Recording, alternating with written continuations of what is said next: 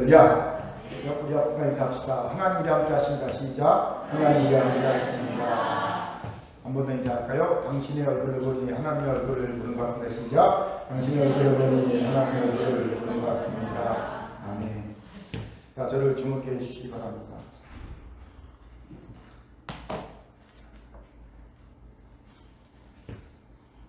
길을 보면 눈물이 난다라는 감성 듬뿍 담긴 글로 시작하는 박노해 시인의 사진 에세이집이 있습니다. 길입니다. 그 길에 담긴 인도네시아 브로모 화산의 농부들이라는 사진과 함께 실린 글이 있어요. 전체를 다 읽어드리면 좋겠지만 시간상 오늘은 일부만 소개합니다. 세상에서 가장 괴롭고 비참한 자는 길을 잃어버린 자다. 길을 잃고 나를 잃고 희망이 없는 자다. 우리가 길을 잃어버린 것은 길이 사라져버려서가 아니다. 너무 많은 길이 나 있기 때문이다. 우리가 앞이 보이지 않는 것은 어둠이 깊어져서가 아니다. 너무 현란한 빛에 눈이 멀어서이다. 우리가 희망이 없다는 것은 희망을 찾지 못해서가 아니다. 너무 헛된 희망을 놓지 못해서이다. 그리하여 길을 잃은 사람들이 몰려가는 곳이 길이 되고 말았다. 다들 가니까 그 길로 달려가고 다들 가는 그 길을 앞서가고자 비교 경쟁하고 인정 투쟁하고 잠깐 흘러가 버리는 유행과 한림에 휩쓸려갈 때 길은 나를 지나쳐버린다. 나는 나를 지나쳐버린다. 박노해 시인의 통찰이 새롭지요. 그렇습니다. 세상에서 가장 괴롭고 비참한 자는 다름 아닌 길을 잃어버린 자입니다. 원래 재난으로 번역되는 영어 디제스터의 어원을 보면 디스, 떨어지다 라는 뜻과 아스트로, 별이라는 뜻이 합쳐진 단어입니다. 즉 별이 떨어진 상태, 별이 없는 상태가 재난이라는 거예요. 왜 옛날 사람들은 별이 없는 상태를 재난이라고 생각했을까요? 옛날 사람들은 별을 보면서 자신의 갈 길을 정했기 때문입니다. 옛사람들이 북극성을 보면서 자신의 뱃길을 정했듯이 말이지요. 즉 자연재해나 병마, 전쟁과 같은 것만이 재난이 아니라 인간에게 있어서 진짜 재난은 자신들의 갈 길을 잃어버린 상태라는 겁니다.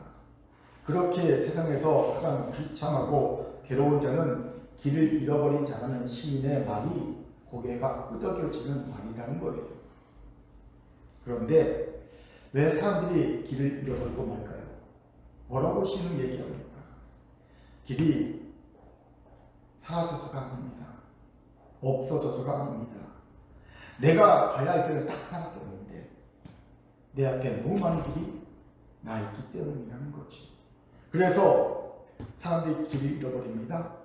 길 잃어버린 사람들이 와 하고 몰려가는 것이 길이 되어버리는 거예요.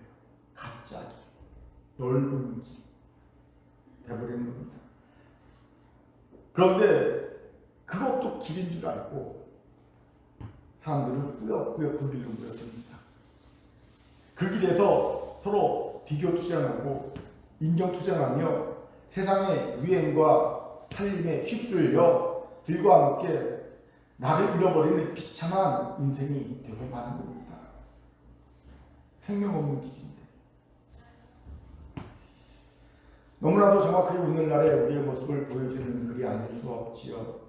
그런 의미에서 저는 코로나19라는 재난이 도리어 큰 은혜임을 세상 깨닫고 있습니다. 왜입니까? 코로나19로 인해 저를 포함한 많은 사람들이 갈 길을 잃어버렸죠. 이게 뭐지? 순간 길이 없어진 듯한 느낌을 받았습니다. 그리고 멈춰섰습니다. 멈출 수밖에 없는 시간들이 1년이 넘게 지나갔죠. 그 시간 속에서 놀랍게도 내가 지금까지 걸어왔던 이 길이 맞는 길인가? 자신의 길을 돌아볼 수 있는 기회가 생겼다는 거예요. 그러니 은혜인 거죠. 그리고 놀랍게도 저는 내가 지금까지 걸어왔던 길 중에 길을 잃은 사람들이 몰려갔기에 길이 된 넓은 길, 진짜 길, 그 길 위에 나도 역시 서 있음을 발견하게 되었다는 거예요. 저도 길을 잃어버린 거죠. 이때부터 제 고민과 기도가 시작되었습니다. 어떻게 내 길을 찾아야 하나? 깊은 고민과 기도가 이어졌지요. 여기저기서 조언도 받아봤고요. 책도 많이 읽어보았습니다. 여전히 지금도 읽고 있죠. 그러다 문득 이런 생각이 들었습니다. 길을 잃어버렸을 때 옛날 사람들이 별을 보고 길을 다시 찾았듯이 내게도 바라볼 별이 있지 않은가? 있더라고요.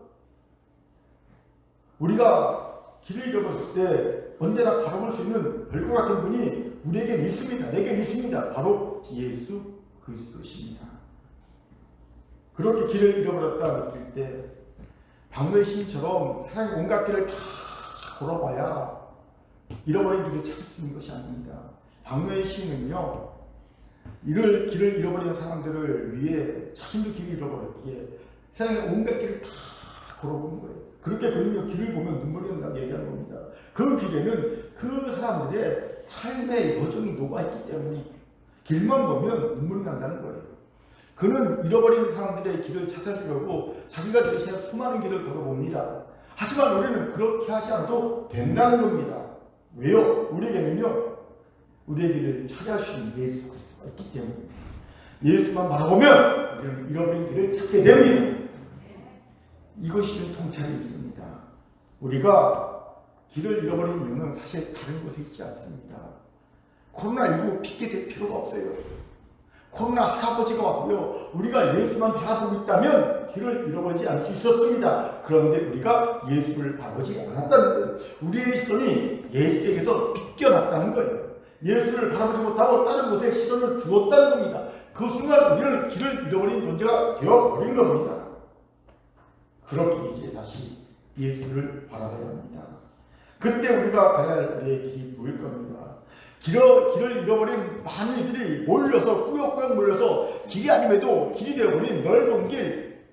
하지만 그 끝에 멸망이 있는, 죽음이 있는 그 길이 아닌 진짜 내 길, 사명의 길, 생명의 길, 예수가 있는 그 길을 찾게 될 줄 믿습니다. 아멘. 오늘 이 은혜가 우리에게 길을 주의로 축원합니다. 아멘. 자, 옆분과 인사합시다. 다시 예수를 바라봐야 우리의 길을 찾습니다. 시작. 다시 예수를 바라봐야 우리의 길을 찾습니다. 아멘. 이런 우리에게 오늘 본문이 귀한 통찰을 주죠. 본문은 길을 잃어버린 공동체를 위한 본문이기 때문입니다. 무슨 말입니까? 본문은요, 사실 1절부터 13절까지가 한 단락입니다. 하나의 주제를 이야기하고 있어요. 그런데 이 단락의 맨 뒷부분에 이 글을 쓴 의도가 담겨 있습니다. 무슨 의도로 이 글을 썼을까요? 히브리서 12장 12, 13절을 같이 읽도록 하겠습니다. 시작. 그러므로 피곤한 숨과 연약한 무릎을 일으켜 세우고 너희 발을 위하여 곧은 길을 만들어 저는 땅으로 하여금 어그러지지 않고 고침을 받게 하라. 아멘. 아마도 공동체에 극도의 영적인 피로감과 나약함, 그리고 신앙의 변절의 위기에 놓인 이들이 많았던 것 같습니다. 무엇 때문에? 외부의 핍박 때문입니까? 아닙니다. 히브리서는요, 외부적인 핍박이 아닌 교회의 전반적인 무기력 때문에 쓴 서신입니다. 무기력이 이 공동체를 휩쓸고 있었거든요. 그것 때문에 쓰여진 서신이 히브리서입니다. 그렇게 사실 우리에게 더 공감이 되는 서신이 아닐 수 없지요. 왜요? 우리가 코로나19 핑계를 대고 있지만 솔직하게 오늘날 한국교회에 전반적으로 반영되어 있는 무기력함의 이유는요, 무기력함으로 인해 영적인 피곤함, 나약함, 신앙의 변절들이 일어나고 있기 때문입니다. 한국의 현실이 그렇잖아요. 성도들이 피곤해합니다. 나약해져 있어요. 신앙의 변절이 있게 있습니다. 신앙을 가질까 말까, 떠날까 말까 고민하고 있어요. 무기력함이 전반적으로 퍼져 있기 때문에 생긴 일이지요.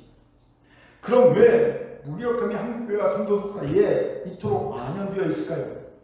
간단합니다. 길을 잃어버렸기 때문입니다.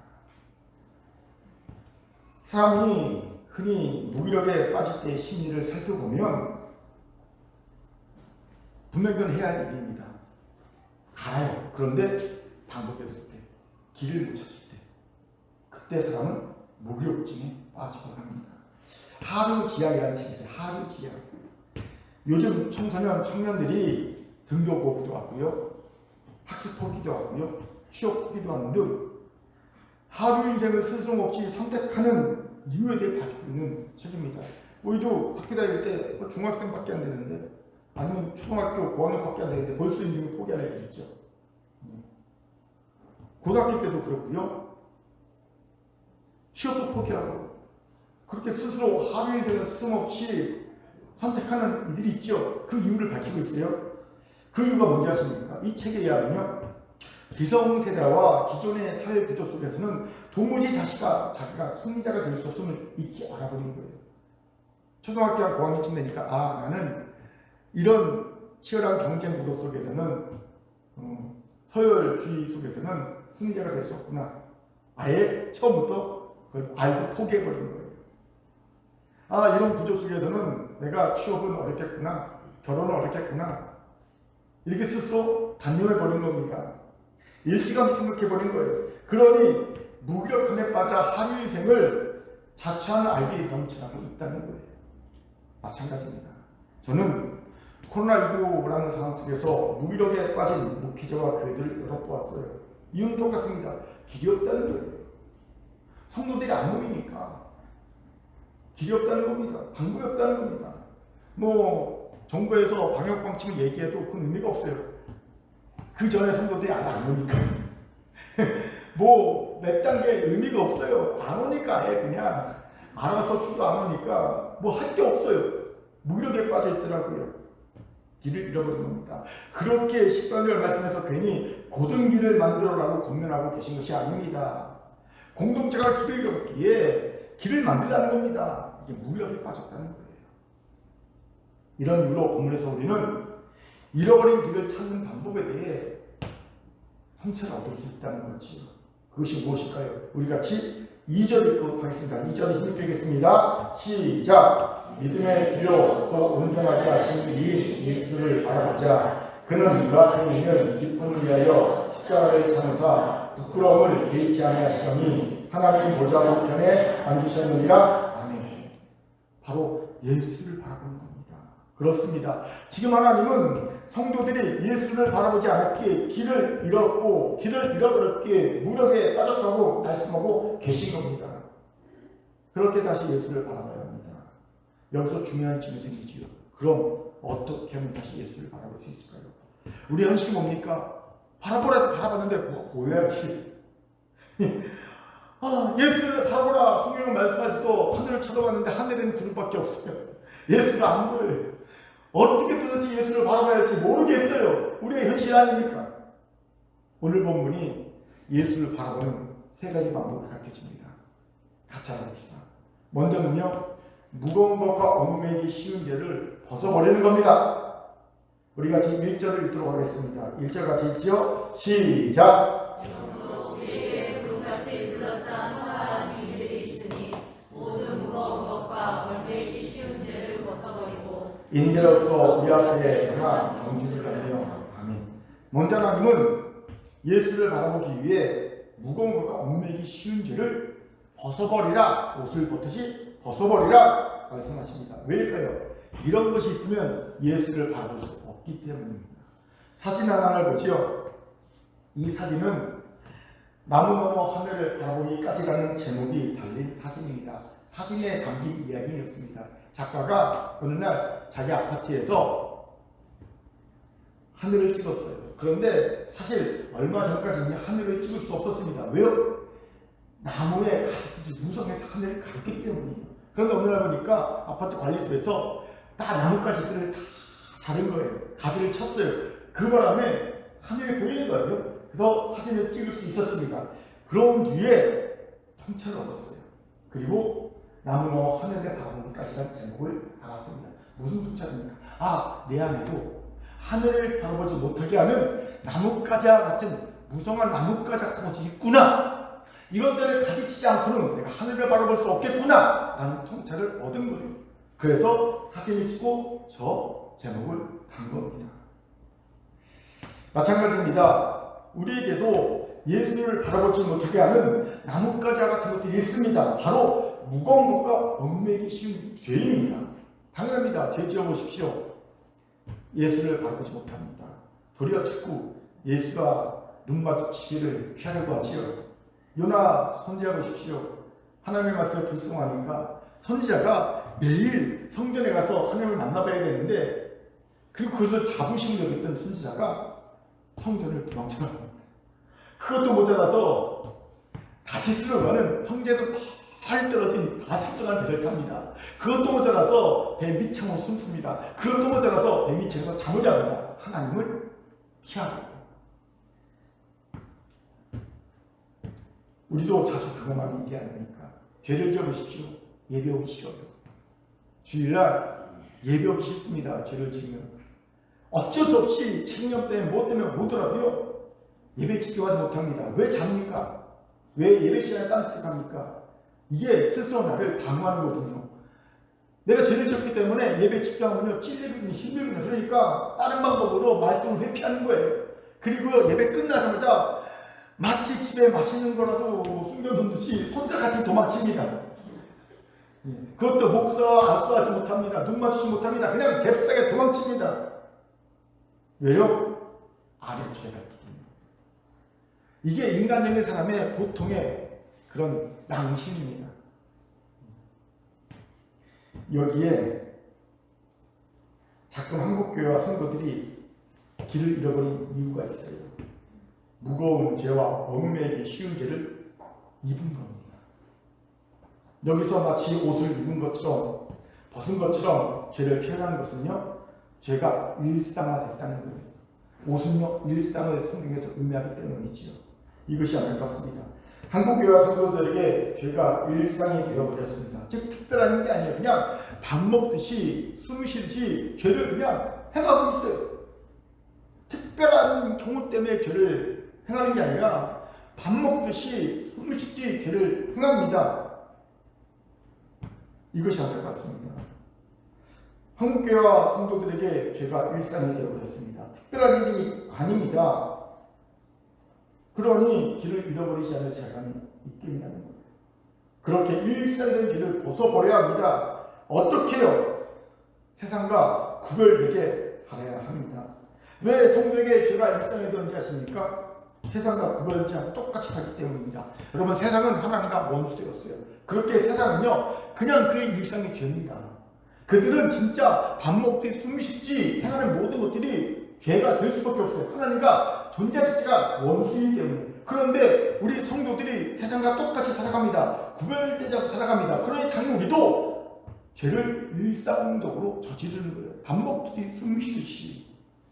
그렇게 일상에 된 죄를 벗어버리려면 세상과 구별되어야 합니다. 어떻게 해요? 세 가지 차원에서 구별되어야 합니다. 먼저는요, 삶의 목적에서 구별되어야 합니다. 세상은 철저하게 자신의 행복을 삶의 목적으로 두고 살아갑니다. 행복이 자신의 삶의 목적이에요. 모든 세상 사람들의 삶의 목적은요 이거 하나입니다. 행복한 삶. 그걸 위해서 돈도 벌고, 그걸 위해서 가정도 꾸리고, 그걸 위해서 땅도 합니다. 열정도 갖습니다. 이런 세상의 삶의 목적과 구별되어야 합니다. 우리의 삶의 목적은 오직 하나입니다. 오직 하나님께 영광. 이게 우리의 삶의 목적입니다. 이것이 모든 구별의 첫 단추입니다. 여러분, 우리가 세상과 구별되어야 한다고 할 때 그 모든 구별들의 첫 단추는 바로 오직 하나님께 영광, 삶의 목적입니다.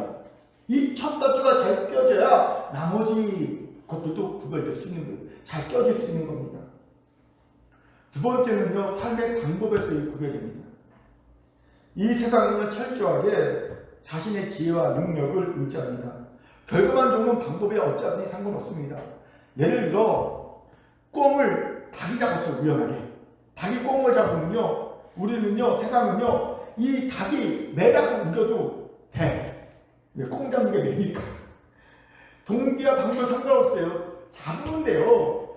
닭이 꿩을 잡으면요, 이 닭은요, 순간 매가 될 수 있는 거예요. 꿩 잡는 게 매니까. 선거 보십시오. 어떤 일이 주고 앉혀도 상관없어요. 이기기만 하면 다 되잖아요. 이게 세상의 방법이에요. 하지만 성도는 다릅니다. 우리는 삶의 방법에서도 하나님을 의지합니다. 하나님의 지혜와 능력을 구합니다. 우리는 결과를 하나님께 맡겨두고 과정을 중시합니다. 과정의 거룩함과 정결함을 추구합니다. 다르죠. 구별되어야 합니다. 세 번째는요, 삶을 누림에서도 구별되어야 합니다. 세상은 내가 노력해서 얻은 것은 100% 내 뜻대로 사는 거예요. 누가 뭐라 합니까? 내가 열심히 노력해서 얻은 거 내 마음대로 쓰겠다는데. 하지만 성도는 다릅니다. 우리는 누림에서도 세상과 구별되어야 합니다. 우리는 하나님의 뜻을 구합니다. 왜요? 내가 아무리 노력해서 얻은 것이라도 그것은 100% 하나님의 은혜로 내게 주신 것이라는 믿음의 고백이 있기 때문입니다. 그렇기에 내 시간도, 내 은사도, 내 건강도, 내 가족도, 내 사업장도, 직장도, 재물도 다 하나님의 뜻대로만 사용하려고 애를 씁니다. 바로 이 세 가지 구별이 있을 때 그의 회개의 은혜가 빛을 발하는 거예요. 회개만 하고 이 세 가지 구별이 없으면 그 회개는 의미가 없어요. 회개와 함께 이 세 가지 구별이 따를 때 우리는 일상의 죄를 벗어버리게 되는 거예요. 이 무거운 죄, 얽매이 신 죄를 벗어버리는 겁니다. 그리고 우리 눈을 가렸던 것들이 싹 없어지면서 하늘이 보이는 겁니다. 예수가 보이는 겁니다. 하늘 보자 우편에서 우리를 보고 계신 예수가 보이는 겁니다. 그럴 때 우리는요, 우리가 잃어버린 길이 비로소 보입니다. 나만 가야 하는 길, 내가 갈 수 있는 길, 그 길이 보이는 거예요. 생명의 길, 좁은 길이 보이는 겁니다. 그런데 이게 말처럼 쉽지 않죠. 그래서 오늘 하나님이 이런 말씀 더 하시는 거예요. 인내의 경주를 하라. 말씀해 주신 거예요. 인내의 경주. 무슨 말입니까? 간단합니다. 이기기를 다투는 경주자들은 이기기 위해 자신의 본능적 욕구마저도 절제해버리지요. 포기해버립니다. 며칠 전에 한혜진 씨, 모델 한혜진 씨가 이런 얘기를 하더라고요. 15초 광고를 찍기 위해 한 달 동안 몸 만들기 했다. 15초 광고를 찍기 위해 몸 만들기를 한 달 동안 했다는 겁니다. 운동 열심히 하고요. 여러분, 그 한혜진 씨 몸에서 뭔가 이렇게 좀 뺄게 있어 보입니까? 없죠. 그런데 그 몸을 갖고도 열심히 운동하고요. 그것만이 아닙니다. 먹는 거 철저히 식단 조절하고요. 관리하고 포기하는 겁니다. 왜 그렇습니까? 다른 모델들과 경쟁하잖아요. 그 경쟁에서 이겨야지만 광고주들이 또 자신을 찾잖아요. 그래서 이기기 위해서 모든 본능을, 욕구를 절제하고 포기하는 거예요. 그에게는요, 경주자의 마음이 있는 겁니다. 인내의 경주의 마음이 있는 겁니다. 마찬가지입니다.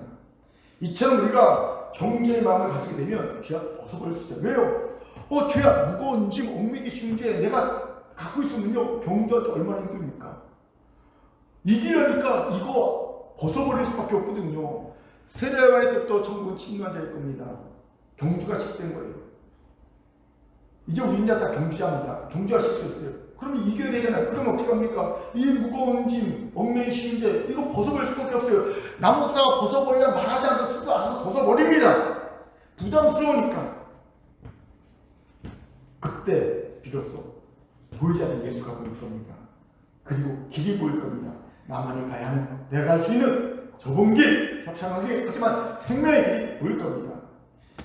이 길은요, 놀랍게도요, 나만이 가는 길이기에 내가 포기하자고 완주하면 내가 없습니다. 모든 일이 꾸역꾸역 모여서 간 넓은 길은요, 내가 한 사람만 무슨 때문에 막 터집니다. 막 끌어당기고 머리치 잡고 밟고 그리고 막 가는 길이지만 예수를 바라봄으로 내가 발견한 나만의 길은요, 나 혼자 가는 길이기 때문에 내가 포기하자고 완주하면 내가 우승자예요. 우승자의 열매가 될 겁니다. 이 은혜를 오늘 누리기를 주의로 축원합니다. 아멘. 자, 옆분에 인사합시다. 경주자의 마음을 가지고 세상과 구별되세요. 시작. 경주자의 마음을 가지고 세상과 구별되세요. 두 번째로 예수를 바라보기 위해서는요, 안 보이는 예수가 보이려면요, 믿음이 준 믿음의 상상력을 가져야 합니다. 이게 무슨 말입니까? 간단합니다. 우리가 어떻게 하늘 보좌 우편에 앉아 계신 예수를 바라볼 수 있을까요? 스데반 집사처럼 영안이 열려야 합니까? 맞습니다. 스데반 집사처럼 영안이 열리면요, 우리도 지금 이 순간 하늘 보좌 우편에 앉아 계신 예수가 보일 겁니다. 천군 천사가 보일 겁니다. 하나님의 놀란 영광의 나라가 보일 겁니다. 영안이 열린다면 얼마나 좋겠습니까? 그런데 여러분, 스데반 집사의 영안이 언제 열렸습니까? 돌아맞아 죽기 직전에. 귀인잔 들으시기 바랍니다. 그렇기에 우리같이 연약한 사람은 순교자를 각오하지 않거든요. 영안이 열리기가 쉽지 않아요. 그럼 어떻게 예수를 바라볼 수 있을까요? 바로 믿음의 상상력을 동원하는 겁니다. 오늘 본문의 히브리서 기자도 그렇게 오늘 본문을 쓰고 있어요. 오늘 본문을 보면 그림이 그려집니다. 어떤 그림이 그려집니까? 그리스 로마 시대의 원형 경기장이 딱 먼저 생각나죠. 그 원형 경기장에 그 경주자들이 막 경주하는 모습을 보입니다. 믿음의 경주자들이 이기기를 다투면서 막 경주하는 모습을 보는데 힘들게 막 경주합니다. 근데 그들만 있는 게 아니죠. 딱 봤더니 오늘 본문 봤더니 스탠드, 그렇죠? 경기장 스탠드에 예수님이 딱 앉아 계시고, 아니 서 계셔서 있고요. 그리고 그 주변에 허다한 이미 경주를 승리로 끝낸 허다한 증인들, 성도들이 쫙 서갖고 이겨라, 이겨라, 이겨라, 우리 편 응원하는 소리가 막 들립니다. 그런 모습이 쫙 그려지는 모습이 보입니다. 오늘 본문에 그렇게 표현되어 있죠. 어떻게 이렇게 그릴 수 있을까요? 지금 히브리서 기자가 뭘 한 겁니까? 믿음의 상상력을 동원한 겁니다. 그래서 그것을 그려본 거예요. 경기장에서 신앙인들이 경주하고 있고, 그리고 예수님과 이미 신앙의 경주를 승리한 성도들이 환호하며 응원하는 모습을 그려본 겁니다. 이걸 주목합시다. 믿음에는 믿는 자에게 상상력을 더하여주는 놀라운 능력이 있습니다. 그리고 믿음에 주는 상상력은요, 우리의 불안, 절망, 무력을 이기는 힘이 됩니다. 하나님은 75세의 노인 아브라함에게 자녀가 없잖아요. 무슨 의미가 있습니까? 무력하겠지요. 그 아브라함에게 믿음의 조상이 되리라는 약속을 주십니다. 그리고 아브라함은 이 약속을 믿어요. 그리고 상상력을 얻습니다. 놀라운 상상을 하죠. 자신의 자손이 땅에 모래같이 많아지면서 가나안 땅을 차지하고 자신은 믿음의 조상이 되는 위대한 상상을 합니다. 그 상상을 한 아브라함은 결국 75세의 나이에 본토 친척 아비집을 떠나 하나님이 지시하신 땅으로 간 결단할 수 있게 됩니다. 이뿐 아닙니다. 아브라함이 상상력이 빈곤해질 때마다 하나님은요, 아브라함의 상상력을 극대화시켜 주신 겁니다. 한 예로 아브라함을 밤에 밖으로 불러내셔서 하늘을 보게 하십니다. 밤에 그냥 별이 그냥 쏟아지고 꽉 찼죠. 그걸 보시면서 자, 별들 보느냐, 네 자손이 저 별들같이 많게 되리라. 왜 하필 별을 보이십니까? 상상력을 극대화시키는 거예요. 하나님은 상상의 빈곤해진 아브라함에게 별을 보게 하시므로 상상을 극대화시키신 겁니다. 이건 예수도 마찬가지입니다. 예수는 베드로를 향해 뭐라고 말씀하십니까? 나를 따라오너라. 내가 너희를 사람 낳는 어부가 되게 하리라 말씀하시죠. 사람 낳는 어부라는 단어가 주는 상상을 착한 놀라움이 있습니다. 베드로는 이 말을 듣고요, 상상합니다. 사람 낳는 어부? 뭐지? 물고기라는 어부도 아니고 사람 낳는 어부가 뭐지? 상상력이 자극되고 상상력이 극대화됩니다. 상상하게 되죠. 그리고 그는 배와 고기와 그물을 버려두고 예수를 따라 결단하게 된다는 겁니다. 그렇기에 지영호 목사는 그의 라키오에서 이런 말을 하더라고요. 소개합니다. 교회가 경제적인 구제, 마음의 위로, 정신사적인 방향을 제시하든 모든 것을 다 포함하여 사람들이 견뎌내도록 영혼에 상상력을 불러일으켜야 한다. 불안한 시대를 넘어서는 힘은 희망의 상상력이다. 인류의 역사에서 종교가 이 역할을 했던 것이다. 맞는 말입니다. 우리의 시대는 위드 코로나 시대입니다. 불안한 시대입니다. 위드 코로나는 뭡니까? 이제는요, 모든 것이 다 불안하다는 겁니다. 우리의 보건도 불안하고요, 우리의 경제도 언제 다시 무너질지 모르고 불안하고요, 모든 게 다 불안합니다. 이 불안한 시대에 교회와 성도들이 가져갈 것은요, 믿음에 준 상상력입니다. 이 상상력이요, 모든 불안과 염려, 두려움과 무력을 이기고 예수를 바라보게 합니다. 영원히 안 열려도요, 이 상상력 예수를 바라볼 수 있어요. 여기에 중요한 질문이 생깁니다. 어떻게 하면 믿음으로 상상력을 극대화시킬 수 있을까요? 간단합니다. 단순한 분 같은 거예요. 우연히 아동교육 전문가의 글을 읽다가 귀한 통찰을 얻었어요. 아이들에게 상상력을 자극시키고 극대화시키는 놀잇감은요, 고가의 비싼 장난감이 아니에요.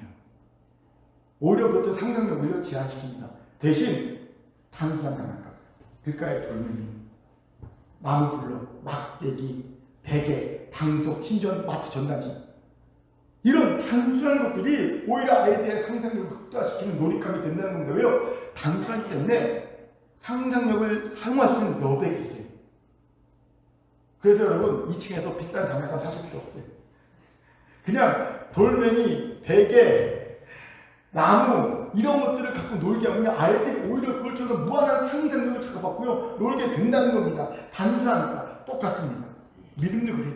단순한 믿음을 가진 우리의 상상력은 극대화됩니다. 괜히 히브리서 기자가 11장 6절에서 이런 말씀을 적고 있는 게 아닙니다. 우리 같이 한번 읽을게요. 읽어볼까요? 시작! 믿음이 없이는 하나님을 기쁘시게 하지 못하나니 하나님께 나아가는 자는 반드시 그가 하신 것과 또한 그가 자기를 찾는 자들에게 상 주신 이심을 믿어야 하지니라. 아멘. 보세요. 하나님께 나아가면서 반드시 하나님이 계신 것을 믿습니다. 하나님이 자기를 찾는 자에게 상 주신 힘을 믿습니다. 얼마나 단순한 믿음입니까? 복잡하지 않아요.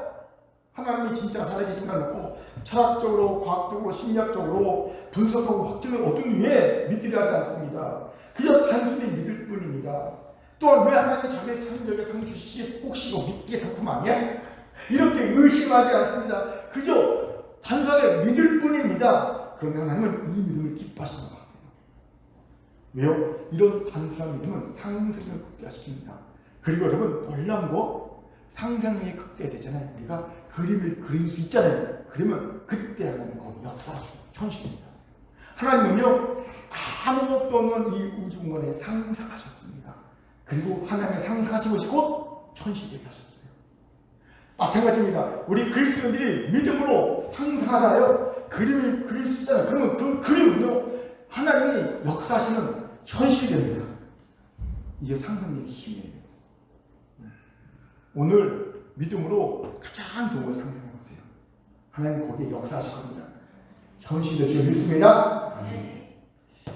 이게 상상력의 힘입니다. 제가 요즘 이런 경험을 하고 있어요. 저는 하나님이 성경마을 큰 마을 방송국 주실 줄 단순하게 믿고 있습니다. 복잡하게 장소는 어디 할 거며 예산은 어찌 할 거며 스텝은 어찌 할 거며 프로그램 구성은 어찌 할 거며 등등 생각하면서 마을 방송국 하나님께서 이 모든 난관과 어려움을 극복하게 하시고 우리에게 주실까 고민하지 않습니다. 아니 조금 더 정확하게 말씀드리면 얼마 전까지 고민했는데 단순한 믿음을 묵상하면서부터는 고민하지 않게 되었습니다. 그런 놀랍게도요 그냥 단순히 믿어버리니까 단순한 믿음 묵상하면서 그래 단순히 믿자. 단순히 믿어버리니까 그다음부터 제 안에 어떤 일이 벌어지냐면 상상력이 막 생기는 거예요. 마을 방송 상상력이 막 극대화되는 거예요. 무한한 상상력이 생기더라고요. 우리 청년들이 마을 방송 스텝이 되는 거예요. 국장이 되고 PD가 되고 작가가 돼갖고 아나운서가 갖고 마을 방송을 막 만들어가는 모습 막 상상이 되는 거예요. 그리고 그게 막 한국교회에 중요한 어떤 샘플링이 될 만한 모델이 될 만한 성과를 내갖고 막 벤치마킹 막 하고 사람들이 오는 거예요. 제가 4월 말에 방학 이동에 은행나무 마을 방송국이 있어요. 잘 돼서 제가 실무자하고 통화해서 4월 말에 가겠다고 약속해놨거든요. 막 그런 것처럼 막 사람들이 연락 오는 거예요. 우리 막 마을 방송국에 한번 보고 싶다, 와서 만나고 싶다, 막 교회들에서 마을에서 막 연락이 오는 거예요. 막 그런 것이 막 상상이 되는 거예요. 예. 그리고 지역교회들이 연합사역할 때 이 마을 방송을 중심으로 연합사역하면서 이 송동에서 정말 우리가 원하는 이 쓸만한 교회, 이 세련된 교회, 칭찬받는 교회, 인정받는 교회, 이 비전을 이루는 막 그런 중심이 되는 막 그런 상상이 막 되는 거예요. 상상만으로 기쁘고 즐거운 막 상상이 내 안에 막 날아있는 거예요. 마치 초등학교 때 딱 누워갖고 천장 바라보면서 무한한 상상의 세계를 펼쳤던 것처럼 저는 그때가 진짜 행복했거든요. 초등학교 때 방에 누워갖고 천장 보면서요 막 마음대로 상상합니다. 그 시간을 일부러 가졌어요. 따로 상상하는 시간. 그럼 그때가 정말 행복했거든요. 뭐 그런 것처럼 막 상상 나래 펼 수 있었던 거예요. 어찌 이것이 가능한지 아십니까? 제 나이에 단순하게 믿었기 때문입니다. 여기에 우리가 맥락을 봅니다. 우리는 너무 복잡하게 믿으려 합니다. 그런데 이건 신앙의 연수가 늘어나고 말씀을 알면 알수록 더 심해집니다. 이런 교회에서 목사가 중자들이 제일 상상력이 필요한 당에 들어가면요, 우리 교회는 안 그렇지만 당에 들어가면 맨날 당연히 뭐 앉아 계산이 뚜둑이 있어. 이게 맞는지 안 맞는지, 사업성이 타당한지 안 하는지, 대표이지 않으면 맨날 계산이 뚜둑이 있어요. 하나님이요, 사업가 충합니다. 하나님이가 사업가를 틀리거든요. 맨날 그러니까 빈곤한 상상력, 재직해하면 맨날 빈곤한 상상력 갖고 내 능력과 내 한계 갖고 우리의 능력 한계 갖고 맨날 계산력과 뚜둑이 있어요. 상상하십시오. 믿음으로 상상하세요. 다른 사람 믿고 상상하세요. 하나님 그 상상에 역사하시는 겁니다. 제가 이번 주 금요일에 몇 분에게 이번 주 말씀 꼭 들으라고 하신 분들이 있을 거예요. 상상하시라는 겁니다. 예. 자기에게 상상. 예. 개강력이 누리지 마요. 하나님 역사하시는 거예요. 물론 우리 큰교회는 이런 분이 별로 없어요. 예. 제가 상상에 또 탁월한 자 막 상상하잖아요. 여러분 저를 가면 상상하기 믿습니다. 아멘. 이를 우리 단순한 믿음을 하십시다. 단순한 믿음은 다른 것이 아닙니다. 굳이 따지거나 계산하지 않고 뭔가 눈에 보이는 확증이나 표적이 없어도 말씀 한마디는 믿는 거예요. 뭔가 눈에 보이고 잡히는 게 없어도 말씀 한마디는 믿는 겁니다. 하나님이 선포해주면 하나라고 자꾸 믿는 거예요. 또 하나님이 살아계시는 믿는 겁니다. 하나님은요 살아계시거든요. 그 하나님이 내게 가장 좋은 것을 예비하고 주실 마음이 있다고 믿는 겁니다. 그렇게 나는 무한하게 가장 좋은 것 상상하는 겁니다. 하나님께 나갈 때마다 제일 좋은 것 줄 것을 믿는 겁니다. 상상하는 겁니다. 오늘은 뭘 주실까? 여러분 예배 올 때마다 좀 이 믿음을 갖고 오세요. 그냥 오지 마시고 그냥 오늘 예배 적당히 드리고 설교 빨리 끝났으면 좋겠다 이러고 오지 마시고 오늘 목사 설교 좀 10분만 줄였으면 좋겠다 이거 하지 마시고 오늘은 무슨 은혜를 주실까? 무슨 선물을 받아갈까? 무슨 복을 받아갈까? 상상하세요. 마음껏 상상하시고 그 기대를 갖고 오시기 바랍니다. 하나님은 그 상상의 믿음의 역사여 주십니다. 단순한 믿음이. 이 단순한 믿음을 가지면요 영안이 열리지 않아도 예수가 보입니다. 보여요. 그리고 예수가 보이는 순간 길이 보여요. 잃어버린 길이 보입니다. 내 길이 보입니다. 나만의 길이 보입니다. 생명의 길이 보입니다. 그 길을 걸어가는 행복한 인생이 될 줄 믿습니다. 자, 옆분과 인사합시다. 단순한 믿음으로 상상력을 극대화하세요. 시작. 단순한 믿음으로 상상력을 극대화하세요. 세 번째로 예수를 바라보기 위해서는요 피곤해 낙심하지 말아야 합니다. 우리 3절에 힘드리겠습니다. 시작. 너희가 피곤하여 낙심하지 않기 위하여 죄인들이 이같이 자기에게 거역한 일을 참으신 일을 생각하라. 아멘. 보세요. 하나님은 피곤하여 낙심하지 말라고 명령하신 거예요. 왜요? 피곤하여 낙심하면 예수를 바라볼 수 없기 때문입니다. 당연하죠. 우리 인간이 피곤하면요 주의 집중력이 산만해집니다. 여러분 아무리 말씀을 잘 들려도 피곤하면요 안 들리잖아요. 인간은 그렇거든요. 이런 상태에서 예수가 보일 리가 없지요. 특별히 바라보다는 헬라어 아포레오인데 아포라오는요 주의 깊게 생각하다 다른 것을 보지 않고 한 것을 주시하다는 뜻입니다. 즉 예수를 그냥 보는 게 아니라 주시해서 집중해서 보라는 겁니다. 그런데 피곤하고 낙심되니까 집중력 갖기 있겠어요? 주의 집중해서 볼 수 있겠냐는 겁니다. 볼 수가 없지요. 당연히 피곤하고 낙심되면 길을 잃어버려요. 예수를 못 보기 때문에. 저는 목회를 하면서 많은 사람들 보는데 인생의 길을 잃어버린 사람들 봐요. 근데 그들의 공통점이 뭔지 아세요? 피곤하고 낙심됐다는 거예요.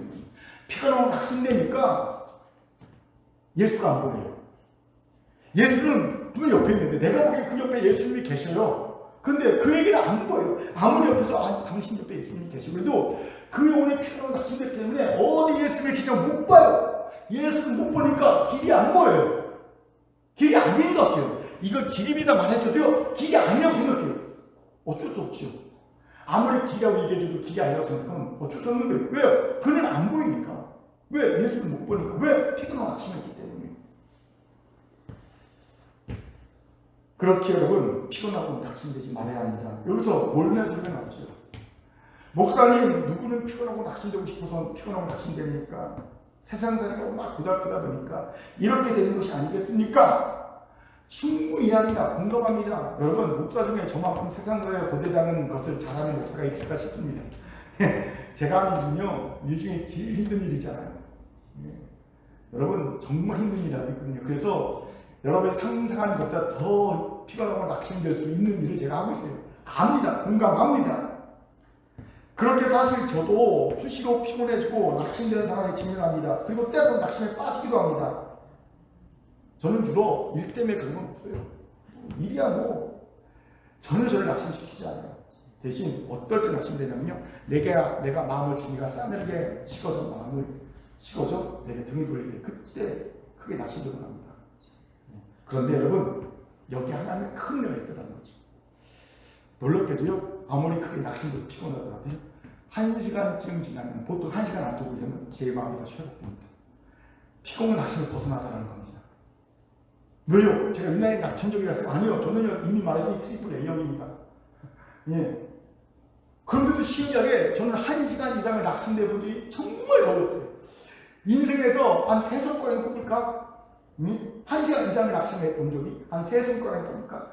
거의 대부분 1시간 안에 다 낙심을 벗어납니다. 피곤을 벗어납니다. 그 은혜가 있어요. 마음에 꼭 달려있는 굉장히 좋죠. 그 이유가 뭘까요? 오뚜기 같기 때문입니다. 오뚜기 아시죠? 툭 치면 너무 다시 일어나는 거.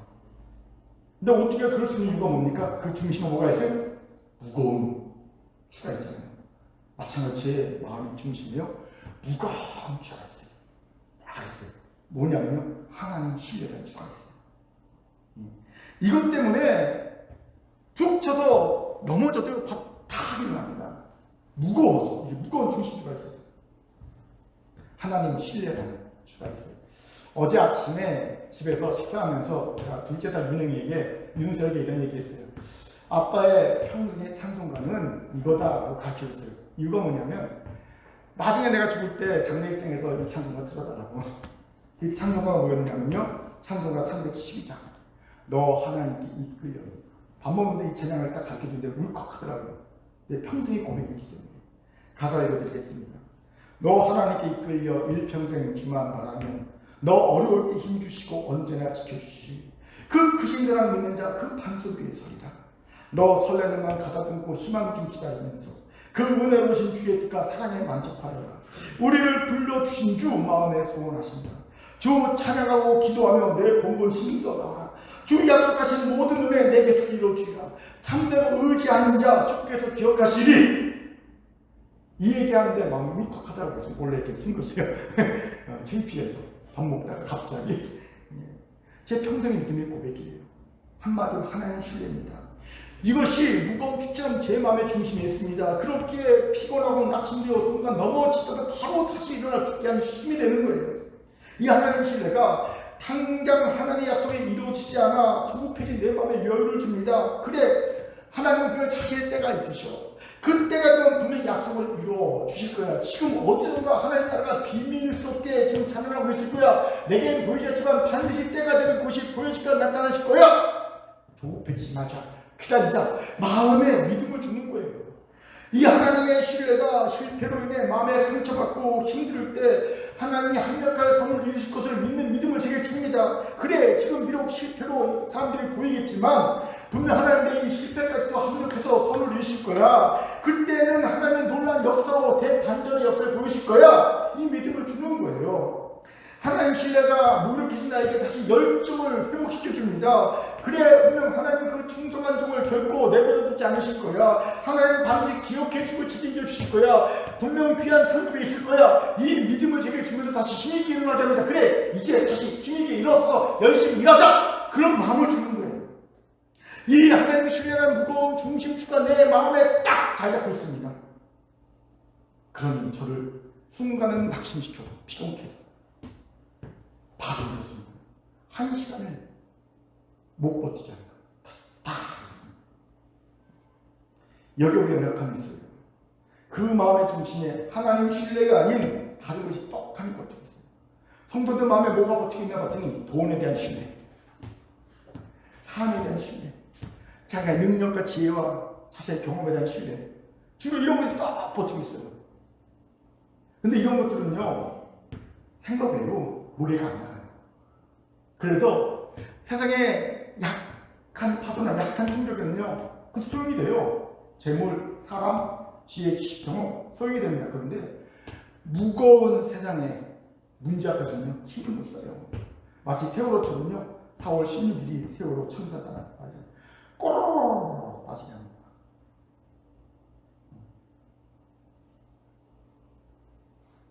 하지만 하나님 신뢰가 아닙니다.